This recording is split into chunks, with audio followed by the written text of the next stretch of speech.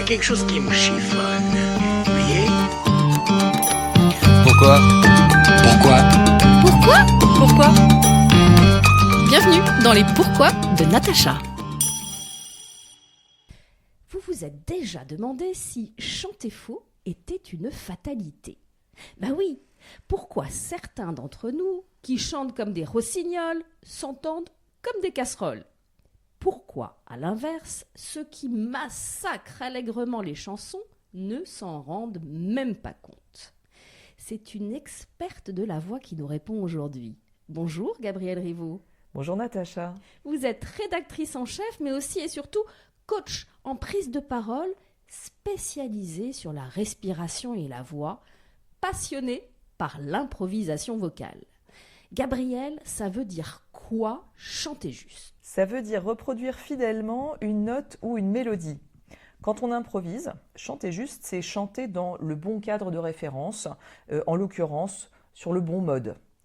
Ce qui n'a absolument rien à voir avec l'esthétique ou la qualité de la voix.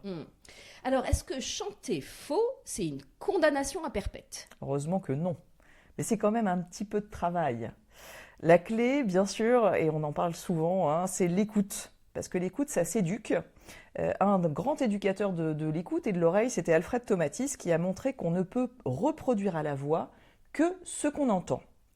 Et c'est bien pour cela que lors des concerts, les musiciens ont besoin de ce qu'on appelle des retours, c'est-à-dire des haut-parleurs qui leur permettent de s'entendre eux-mêmes et de s'entendre les uns les autres.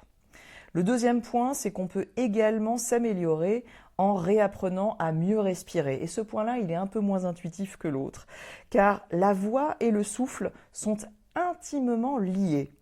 Et quand je chante avec un souffle qui est instable, ça risque de perturber mes cordes vocales, voire même de les faire dérailler, ce qui m'empêche de chanter de façon juste. Donc une bonne respiration améliore la justesse. Et le troisième point, c'est qu'on doit également s'entraîner à exécuter les sons qu'on entend. Cet entraînement musculaire, on va dire, est essentiel pour que chanter juste devienne un quasi-réflexe. Chanter faux n'est donc pas une fatalité, d'autant qu'on peut tricher. On peut chanter avec un autotune. Un quoi? Un autotune, c'est un logiciel qui corrige automatiquement la voix qu'on enregistre lorsqu'elle manque de justesse. Super pratique.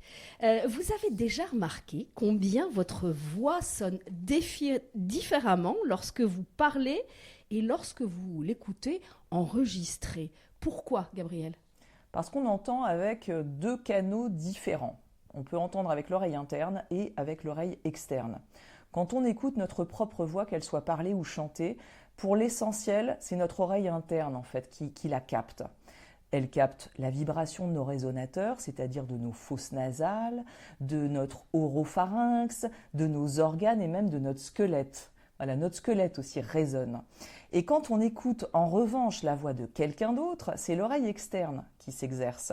Les ondes sonores empruntent alors un chemin différent, elles traversent l'air, elles frappent les tympans et elles parcourent les conduits auditifs. Résultat, on a un peu deux salles, deux ambiances.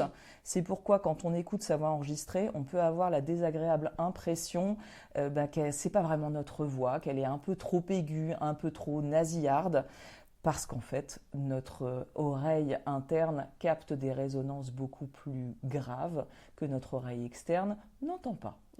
Excellent ça. Alors, on va parler du deepfake vocal qui se développe à vive allure. Et le pire, c'est qu'on n'est pas toujours capable de discerner la vérité. Absolument, Natacha. Cette technologie se développe à vive allure et elle permet de cloner des voix réelles. Et c'est assez bluffant de réalisme et c'est aussi bluffant qu'inquiétant. On peut faire passer la pire casserole pour un bon chanteur, bon ça c'est une chose, mais on peut aussi vous faire prononcer des paroles que vous n'avez jamais prononcées. Et ça c'est plutôt terrible. Et en effet, il y a une étude en 2023 qui montre à quel point nous faisons mal la différence entre le vrai et le faux. Oui, ça c'est un vrai problème et j'espère qu'on trouvera une solution. Alors est-ce que c'est bien Gabrielle et Natacha qui vous parlent? Aurais-je confié, Gabrielle, à un algorithme le soin de reproduire nos voix pour cette chronique? Allez, je vous promets, c'est bien nous en chair et en os, enfin plutôt en voix et en ondes, tout le squelette qui vibre, c'est ce que vous avez dit, Gabrielle. Merci en tout cas beaucoup. Je rappelle que vous êtes experte de la voix et que vous proposez de la développer lors de formations individuelles ou en stage. À très bientôt, Gabrielle. À bientôt, Natacha. À bientôt. Je vous donne rendez-vous pour de nouveaux pourquoi qui sonnent juste, évidemment.